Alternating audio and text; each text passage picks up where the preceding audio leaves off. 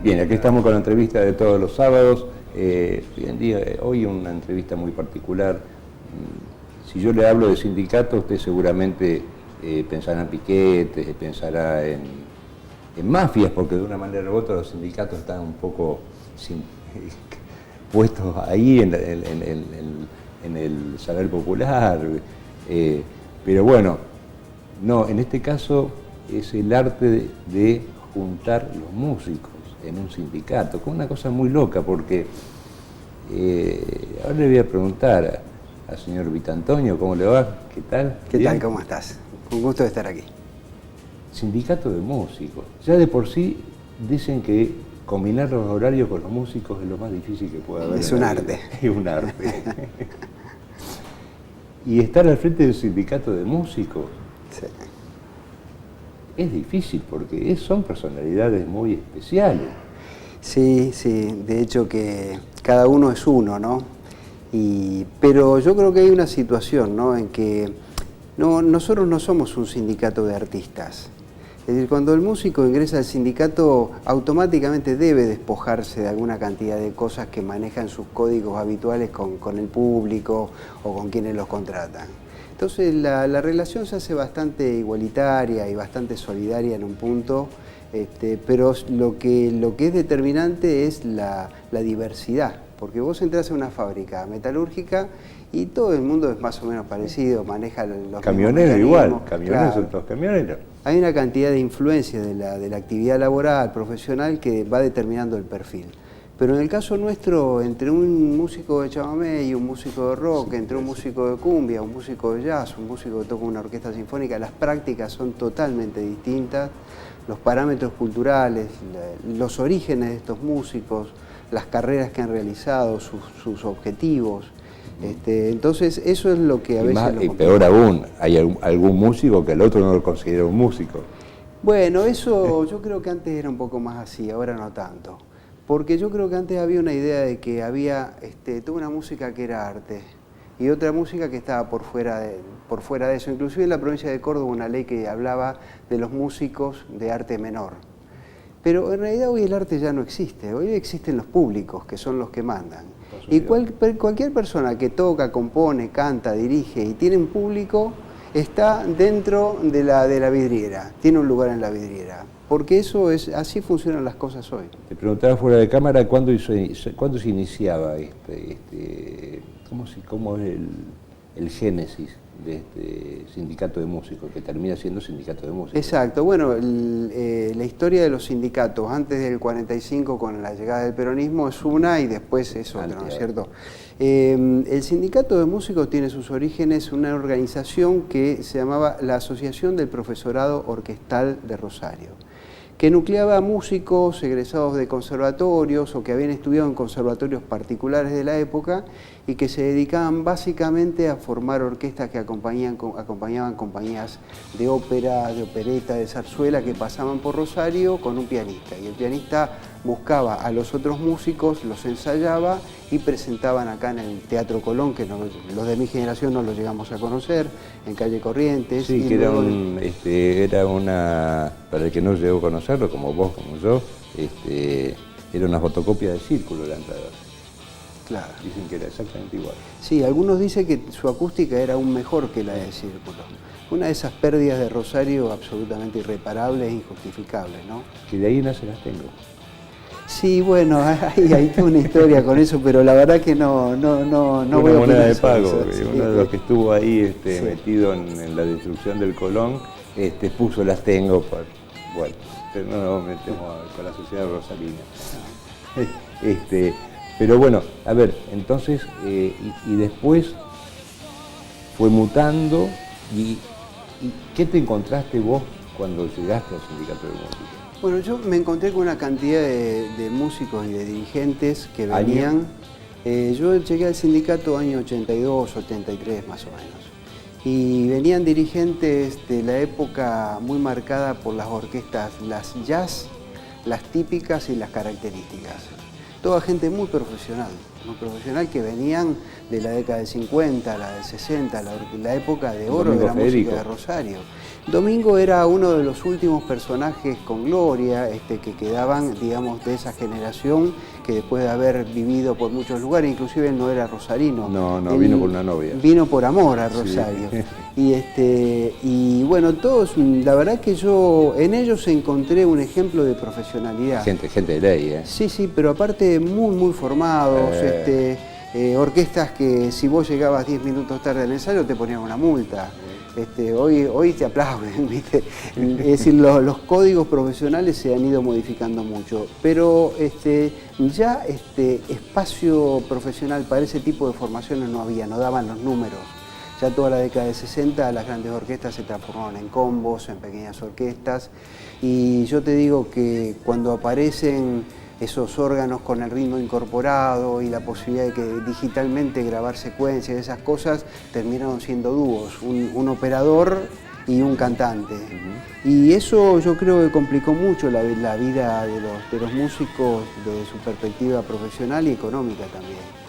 Yo creo que finales de la década del 80 y los 90 para la música de Rosario fue traumática, porque pensá vos que, por ejemplo, de las grandes orquestas típicas del 50, con Antonio Agri, por ejemplo, que emigra a Buenos Aires, mediados de los 60 con el Gato Barbieri, toda esa camada de Hugo Pierre, todo su Pichón Grisiglione con los 5 latinos, todos rosarinos en Buenos Aires, que eran una plaga porque eran todos bárbaros. Luego vino el rock con una creación rosarina con Lito Nevia, luego la trova rosarina, y Rosario siempre tuvo espacios nacionales muy importantes. Y a partir de la trova es como que Rosario perdió vigencia. No hemos vuelto a tener una cuando se acaba la trova. Claro, yo creo que allí Rosario no tuvo la capacidad de regenerarse o reinventarse. Pero son santafesinos y la realidad es que ellos generaron una escuela santafesina de la cumbia con la cual Rosario nunca pudo competir. Claro, como no pudimos competir con Córdoba. Bueno, pero Córdoba es un fenómeno mucho más local. Pensá vos que el límite Córdoba consume su propio producto. Sí. Ellos son fuertísimos en la provincia. Exacto, porque consume. El rosarino consume Buenos Aires. Y luego han pagado publicidad, se han posicionado en Buenos Aires y luego se han replegado a Córdoba y así están, que van y vienen de acuerdo a cómo marcha el negocio. Es muy inteligente lo que hacen. Bueno, yo tenía por mi abuelo materno, que estaba muy ligado al teatro círculo, más aún fue uno de los que lo salvó de la demolición. Comprándolo y después se lo dio a la Asociación de Círculo que tenía su sede en el Museo Castañino, una sede prestada. Pero bueno, mi abuelo me acercó mucho al mundo de los músicos. Lo que pasa es que era un mundo de los músicos donde el músico era comparado con un ingeniero, era comparado con un... Es decir, el músico tenía de por sí ya la entrada a las grandes reuniones sociales, el gran famoso violinista, el famoso pianista. Después, bueno, cambiaron las épocas, como vos dijiste, y el músico quedó un poco desamparado. ¿El músico siempre tuvo obra social? No. Te digo, nuestro sindicato ofrece una obra social desde ahora más o menos 10 años, por un convenio... pero eso es un avance realmente importantísimo, porque no tenían obras sociales. O sea, bueno, yo te quiero agregar algo. Muchos de estos músicos adorados por la sociedad rosarina terminaron muriendo en la pobreza extrema. O sea que pasaban de ser personajes adorados a ser personajes olvidados. Y eso es muy duro, ¿no? Desde el que compuso la marcha San Lorenzo. Claro. Cayetano. Exacto, que la vendió por $1, creo, ¿no? Mira, no conozco esa historia, pero no me llamaría la atención. Sí. Pero bueno, el hecho de que el músico pueda acercarse al sindicato y tener una obra social, ya de por sí y un amparo legal. Sí, bueno, de hecho el sindicato es... En algunos casos los sindicatos, por un exceso de burocratización de la práctica sindical, han quedado casi relegados a hacer una obra social. Es decir, la gente concurre al sindicato en búsqueda de servicios, más que de otras situaciones que ya se resuelven desde la cúpula, se negocian en Buenos Aires y bajan. En el caso nuestro, y esto lo puede dar fe cualquier persona que asista al sindicato de músicos, nosotros tenemos un promedio de 200 músicos dando vuelta por la casa todos los días de la semana. ¿Dónde queda? Juan Manuel de Rosas y 9 de julio. Juan Manuel de Rosas 1411. Cerca de Barrio Marten. Bueno, sí. Estamos, ibas a decir que estábamos en los altos de una sandwichería muy conocida que está en la esquina. Pero nosotros, producto de eso, empezamos con una casita de planta alta en la década del 80, luego construimos otra planta y hoy ya tenemos 4 casas y ocupamos toda la esquina y vamos por la quinta. Porque la misma circulación, el flujo de gente genera mucha actividad de tipo profesional, tener salas de ensayos, tener un laboratorio de medios para producciones digitales, tener un estudio de grabación, tener la posibilidad de generar actividades capacitadoras. El sindicato fundó su escuela en 1983. Puedo hablar de eso porque yo estuve dentro del equipo fundador. Y tuvimos la inteligencia en ese momento de fundar una escuela para el futuro. ¿Qué quiere decir? Nosotros cuando hicimos la escuela pensamos en cómo son las escuelas privadas de Rosario que han trascendido al paso del tiempo. Y nos fuimos al modelo de la Iglesia Católica, a la escuela privada, que luego ya no fue de la Iglesia Católica, fue de otras iglesias y también de asociaciones comerciales, digamos. Nosotros somos una escuela del sistema educativo provincial y entonces emitimos títulos oficiales, tenemos supervisión pedagógica, administrativa, técnica, contable por parte del Ministerio de Educación. Y ¿producen afiliados? De alguna manera, los chicos de nuestra escuela tienen un contacto muy directo con la idea de la música como un trabajo. No está mal pensar que uno con el tiempo va a tender a vivir de eso que le gusta hacer. Lo que pasa es que es una ecuación que hay que resolverla correctamente. Porque si dentro, no la resuelve dentro de los mal, núcleos familiares el padre te dice, a ver, no, músico, a ver, no, seguí. ¿Y los suegros? Los suegros mucho peor. De la música no vas a vivir, pibe. Sí. Pero se puede vivir de la música. Mirá, es una fuerza de salida laboral. Yo te voy a contar algo que puede ser hasta risueño. Yo, por una cuestión de una imposición familiar, en mi secundaria la hice en una escuela técnica de una de las viejas ENET y estudié 6 años mañana y tarde y paralelamente tocaba de noche. Tocaba en todo un circuito de confiterías bailables, bueno. Y de mis compañeros, tipos que eran brillantes, muchos compañeros del interior que eran muy tuercas, todos los tipos muy mecánicos, les encantaba vivir con la grasa, yo, cero. Y muchos de ellos hoy viven mucho peor que yo, que me dediqué a la música. Es decir, yo creo que en las profesiones hay que tener una idea clara de cómo vivirla, la profesión. Hay que vivirla con mucha disciplina, porque en esto nadie viene y te dice, che, levántate. Vos a la mañana tenés que tener la disciplina de levantarte a las 7 de la mañana, desayunar y a más tardar 8 de la mañana te pones a estudiar. Aunque le moleste a tu familia, que le moleste a los vecinos, estudias 2 horitas y después te vestís y te vas a trabajar. Que no te escuche el trompetista, ¿no? Bueno, yo tuve un juicio por ese motivo y por suerte nunca tuve un divorcio, porque sigo teniendo a mi misma esposa. Pero mi maestro en flauta, que era Juan Curaba, un flautista extraordinario de la ciudad, del cual aprendí bastante poco, debo decirlo, yo me acuerdo que él tenía ensayo con la Sinfónica desde las 7 de la tarde a las 10 de la noche cuando funcionaba en Radio Nacional sobre la peatonal. Y él durante todo el día trabajaba porque estaba en la banda de policía, tenía alumnos, un ensayo, que el quinteto, que esto, que el otro, y llegaba a las 10:30 de la noche a su casa.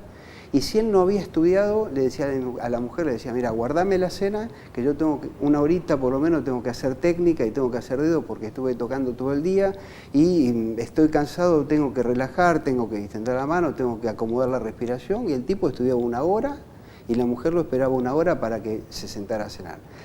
Eso es una actitud ante la música, pero sobre todo es una actitud ante la vida profesional del músico. Esto es una actividad en la que vos te acostás con la música y te volvés a levantar con la música. Si vos sos capaz de poner en valor todas esas horas del día en que estás con la música, no tenés por qué no vivir bien. Y así. El problema es que nosotros en un punto también a veces nos las creemos, ¿no? Entonces empezamos a reflexionar desde el artista. Y el artista sí es un personaje que está sometido a todos los riesgos. Y no es para cualquiera. Mira, yo me la animé al piano a los 30 y pico de años porque dije una materia pendiente que quise hacerla, mi viejo me lo prohibió porque era cuestión de maricones tocar el piano para él, pero bueno, es una cuestión de épocas. A veces se da, ¿eh? A veces se da. No, por supuesto, por supuesto. Hay que tocan, que son excelentes, fantásticos, que tienen una sensibilidad muy especial. Pero te decía de que realmente me encontré en el piano con problemas matemáticos severos. La música es matemática, se estudia y te digo que está a nivel de cualquier materia de ingeniería. El que no está en la música ni aborda un instrumento, se cree que es apretar teclas o sacar algo. Sí, sí. Y realmente, si vos te metés a estudiar, son ciencias, te digo, exactas casi, ¿no? Y la música tiene un perfil en que es un lenguaje porque permite decir cosas. Aunque sea música instrumental, permite decir muchas cosas. La parte más linda de las matemáticas. Pero tiene un perfil teórico, un perfil científico. La música es una ciencia y se la estudia como tal. Mucho. Cualquier orquestador sabe muy bien que no puede poner cualquier color instrumental con cualquier otro color instrumental porque no pueden convivir, y sabe que los instrumentos, por una ley acústica específica, que es la ley de los armónicos, que eso lo estudian muy bien los físicos en sonido, especializados en sonido, saben que hay un rango en que los instrumentos funcionan plenamente y otros que por razones de la tecnología de su construcción no funcionan plenamente. Esto te da dos posibilidades: usarlo en las partes donde suenan lindo, o quizás por la intencionalidad del compositor, usarlo en las partes que suenan feo porque vos querés generar tensión. Entonces, Está hablando como un director de orquesta. Ya. No, yo estudié música y he estudiado mucha música, afortunadamente. Sé mucho menos que muchas personas en Rosario que saben realmente muchísimo más que yo. Pero yo me dediqué y lo estudié, me gradué en la Escuela de Música de la universidad, y estas son cosas que, digamos, que uno no se da cuenta. Quizás donde más se utilizan estos recursos es en la música para cine, en que vos no te das cuenta por qué esa imagen tiene tanto peso. De música incidental. Sí. Sí. Ahora, yo te hago una pregunta porque, a ver, desde la época donde yo estaba desvinculado de la música y demás, se me armaba determinado tipo de lío en la cabeza cuando yo veía que se realizaba un espectáculo y caía Sadaik, Argentore, Adicapif. Y yo decía, ¿y quiénes son los músicos acá? Es decir, está poniendo un montón de plata y esa plata realmente va a los músicos. Sí, te metí en problemas. No, esto es muy sencillo. Desde el punto de vista de la producción, son costos. Son costos, pero como ciudadano me gustaría saber a dónde va. Hoy la realidad es que el espectáculo musical en vivo no se financia desde la boletería. Ya no se financia más. Los costos, bueno, los discos ya no se venden, entonces nadie los fabrica, eso ya lo dejamos de lado. Era donde más se sacaba antes. Y porque había una compensación, había tiempos en que un artista tenía más ingresos por la venta de un disco y otros en que tenía más ingresos por las actuaciones en vivo porque el disco entraba en la parte descendente de la curva. Pero la realidad es que de una obra musical que se está ejecutando en un lugar, viven una cantidad de personas. Primero el compositor, porque si no hubiera existido la composición. El compositor no. Pero el compositor dentro de la obra cumple un rol que es el de la composición. A veces el compositor también es el intérprete y a veces no. Hay grandes autores, por ejemplo, que han compuesto letras de canciones que no son intérpretes al momento de que esa canción se interpreta. Y también dentro de las interpretaciones, por ejemplo, si vos ves una banda como Los Redondos, la figura del líder de Los Redondos tiene un rol totalmente distinto a quienes ejercen roles acompañantes. O si viene Luis Miguel a la Argentina, los músicos acompañantes son los ejecutantes, que eso es lo nuestro, lo laboral, y el artista tiene otro tipo de connotación. Eso es ADI, es el intérprete. Luego, si hay un disco, el editor de ese disco tiene derechos intelectuales sobre esa producción. A ver, está dando mucha vuelta.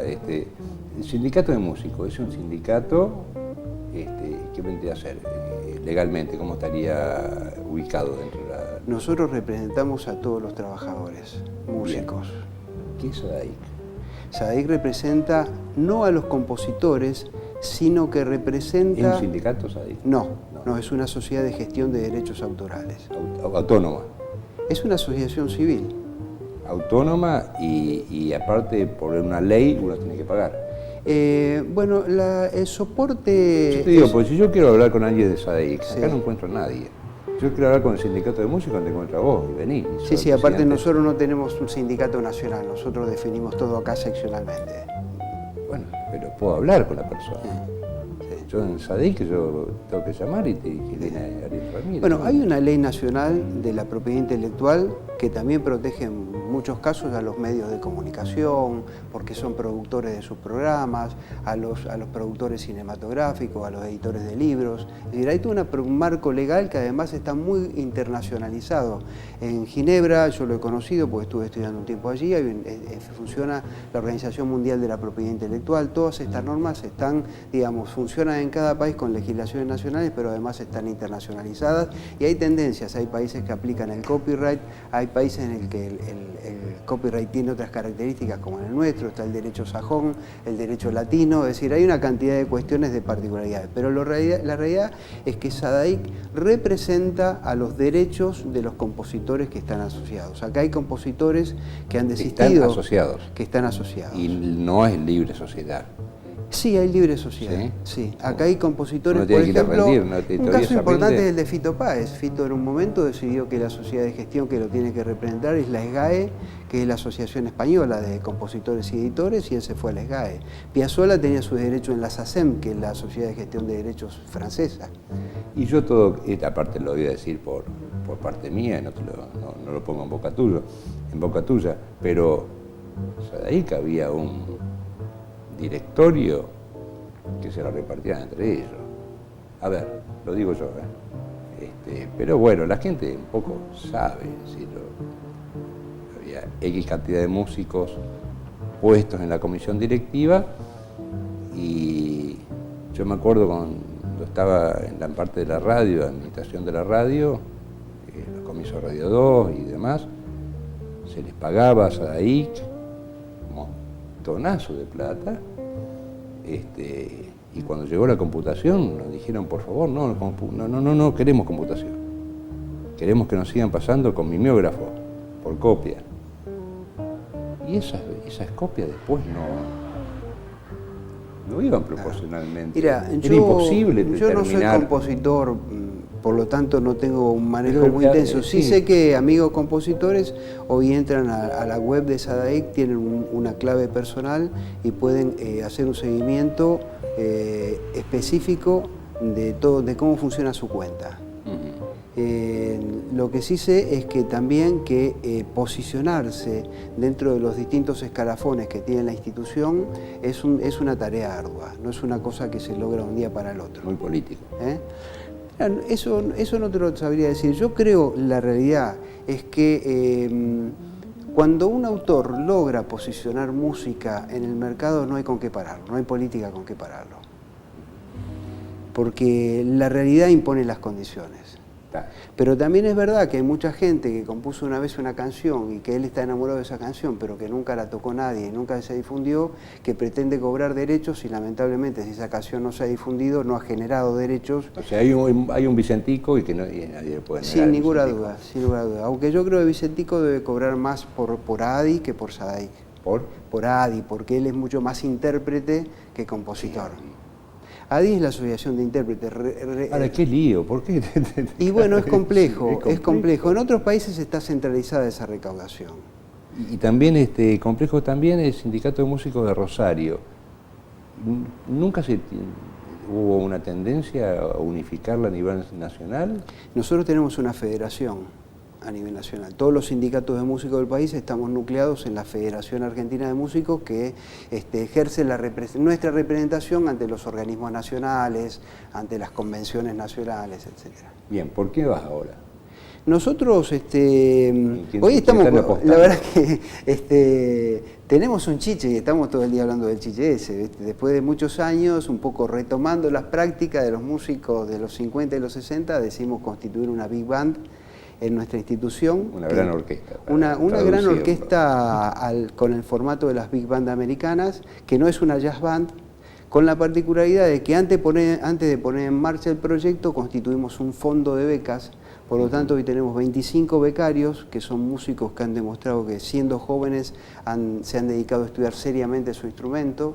Estamos abordando partituras y repertorios muy complejos, porque de hecho no estamos haciendo un repertorio tradicional de jazz, estamos haciendo un poco de funk, de latín, pero también estamos haciendo Piazzolla y estamos haciendo algunas cosas del folclore argentino que orquestó Chango Farías Gómez, que digamos, a mi criterio es uno de los músicos más importantes, junto con Waldo de los Ríos y los tipos esos que la verdad que eran más inteligentes de todos nosotros.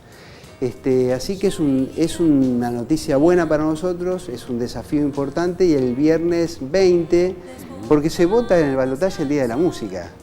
Lo que me llama la atención es que los candidatos no hablan de la música, ni así lo logramos. Pero bueno, vamos a estar presentando este proyecto en el auditorio del Parque de España. Cuando hacen movilizaciones, ¿los bombos tienen que estar afinados? Los entrenamos y... Y me decías, el viernes...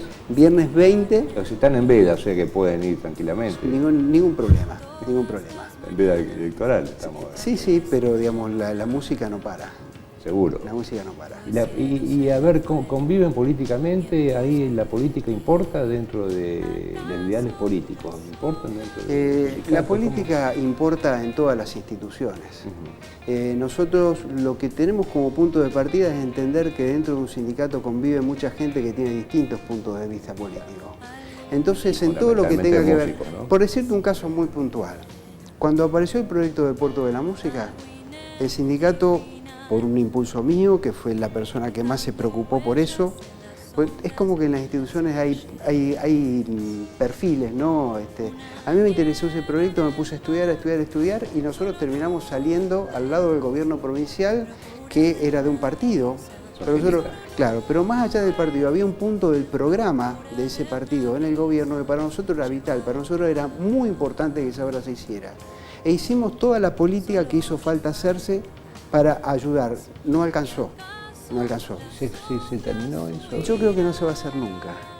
Vos sabés que quedé tan pesimista después de ese fracaso, pero creo que no se va a hacer nunca. Era un sueño, es como llegar a un baile y querer bailar con la más linda, ¿viste? Era demasiado lindo para nosotros. Creo que como que no teníamos derecho a soñar tan alto, un punto así. Se puede seguir soñando, ¿por qué no? Sí. Pero bueno, me decías que obviamente sindicato de músicos no se puede politizar tanto. Tienes que estar abierto a... De hecho, tenés que tomar postura, obviamente. Acá hay un modelo sindical de la década del 60 que fue el modelo de la UOM bandorista, que durante muchos años fue el modelo casi único de casi todo el sindicalismo argentino. Pero pensemos que en los últimos 20 años aparecieron otras centrales de trabajadores como CTA, la CGT aprendió a convivir, los mismos dirigentes conviven, tienen otro tipo de diálogo, defienden de otras maneras sus intereses. Yo creo que el sindicalismo desde ese punto de vista ha roto cierto marco de sectarismo que lo caracterizó durante muchos años. Y viven, muchos de ellos, ese peronismo tradicional, pero de otra manera. Una lectura diferente. ¿Qué le podés decir a los músicos? Te están escuchando unos cuantos músicos y unos cuantos que a lo mejor pueden estar interesados en llegar hasta al sindicato. ¿Qué se necesita para llegar al sindicato de músicos? Nada, pasar por allí, subir la escalera y entrar, nada más. Nosotros tenemos una particularidad, no podemos avanzar más allá de lo que los músicos nos permiten. Si nosotros tenemos una dinámica de empuje de compañeros que nos imponen avanzar, crecer, trabajar, dedicarnos, entregarnos, porque en realidad el dirigente tiene que estar dispuesto a hacer eso. Si nosotros contamos con eso, no tenemos techo. Pero si en la cabeza del músico está la idea de que me salvo solo, ahí el sindicato empieza a estar en problemas. Y creo que esa es nuestra limitación. Afortunadamente creo que estamos pasando un gran momento. Como nunca, el sindicato es una institución abierta a todos los géneros musicales. Y le van a decir, mirá, te conviene asegurarte, conviene estar asegurado. De hecho, que tenemos esto, convenios con aseguradoras. ¿viste? Sí. Conviene que no te pase lo que pasó en el Café de la Flor, prevenirlo, fijarse. También nos roban instrumentos a la salida del lugar de trabajo. Eso es terrible. Y es muy complicado lograr que las compañías aseguren instrumentos musicales. Hay muchas cosas. Han robado cada bandoneón. Bueno, han robado instrumentos de $20.000. Así rompiendo. Han robado un fagot hace muy exactamente, poquito, ¿no? a eso me refería. Que bueno, la gente no tiene, por ahí, hay cosas que no tienen valor, pero podríamos estar hablando de $15.000 por ahí. Más, sí. Terrible. Más, y la dificultad de conseguirlo en el mercado local, ¿no? Entonces, mucha gente ha tenido que irse al exterior a comprar ese instrumento específicamente que estaba buscando. Terrible, y aparte es una cuestión afectiva, que un daño afectivo terrible. Sí, porque hay un proceso de hermanamiento profundo entre el músico y su instrumento, ¿no? Y que se rompa por una situación de violencia es un duelo muy complicado. Una pregunta, te voy a meter en problemas. Me encanta. Le dije que me estás poniendo en problemas. Te lo agradezco. No, ahora viene toda una corriente. Viene la corriente de la música electrónica. Sí. Del muchacho que se pone la consola y comienza a hacer música. Yo creo que los DJ tocan. ¿Son músicos o no? Yo creo que sí. Sí. ¿Lo convocás? Sí. ¿Sí? Pero sin ninguna duda. No, porque el DJ de hoy no es el DJ de antes que pasaba discos. No. Consagró el mismo nombre, pero nada que ver. Sí.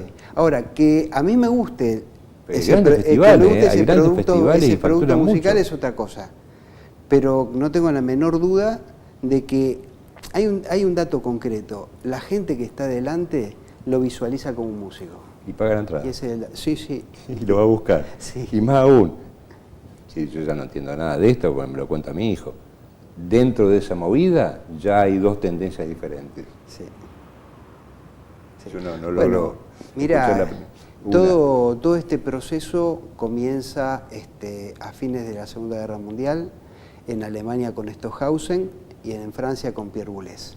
Lo que pasa es que las industrias culturales permitieron que en estos últimos 20 años eso que era producto de la vanguardia y de la élite tomara formas que fueran de consumo masivo. Porque finalmente la industria es eso, es masificar los productos que durante mucho tiempo estuvieron en el laboratorio y ponerlos al alcance de todos. Algunos piensan que en ese pasaje el producto se deprecia y otros piensan todo lo contrario. Bueno, me diste tela para otro programa, otra entrevista. Tenemos que cortar porque se nos acabó el tiempo. Bueno, te deseo lo mejor para el viernes 20. Bueno, estás invitado. ¿En qué lugar? Es en el Centro Cultural del Parque España. Lindo lugar. Muy lindo, lo elegimos por el tamaño del escenario, porque somos muchos. Y aparte la inauguración prácticamente, la primera presentación. La presentamos en sociedad. ¿Las piezas están arregladas por gente que saben? Algunos. Te digo, porque yo conozco un Walter ahí. Sí. Bueno, eso es una número 9, un Walter Nebreda, te preparó algo, ¿no? Creo que tenemos unos estupendos arregladores en Rosario que hay que hacer un gran esfuerzo para que tengan más oportunidades. Bueno, te agradezco haber venido, Saludo a todos los músicos de mi parte. Bueno, la pasé muy bien, te agradezco por el reportaje. No, por favor, nosotros también. Y seguramente la audiencia también. Bueno, seguimos el próximo sábado en otro programa de Compromiso. Gracias, señor Vita Antonio. Un saludo a todos los músicos y el viernes 20, Parque España. Adiós. En este programa